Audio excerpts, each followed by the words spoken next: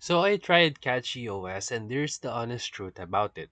CachyOS is a performance-tuned Arch-based Linux distribution that promises extreme speed, better responsiveness, and an optimized kernel designed for gaming and daily use. It's marketed to power users who want Arch speed without the Arch headaches. And now let's go to my experience. Right away, CachyOS feels fast. The boot times are quick and the apps open almost instantly.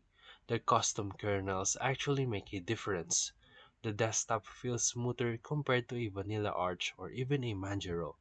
The installer is surprisingly simple for an Arch-based distro, but there are issues.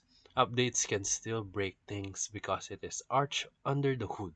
Some users reported mismatched packages or instability after large updates. The gaming performance is solid, but not dramatically better than other well optimized distros. And since CachyOS is smaller than major players, community support is not as deep. And now let's go to the CachyOS tries to bridge the gap between hardcore Arch users and people who want a faster but still manageable Linux experience. It succeeds in speed, but you still need some technical confidence to troubleshoot problems that can appear after the rolling updates. And now, let's go to the pros of CachyOS.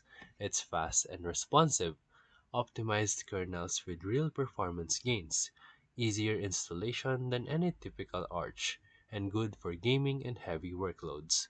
And now, let's go to the cons. Occasional update instability, smaller community compared to major distros, and still requires technical knowledge, and its gains may not justify switching for casual users.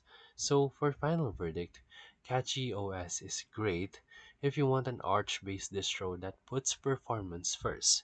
It's not for beginners, but if you know your way around Linux and you want a fast system, it's worth trying for.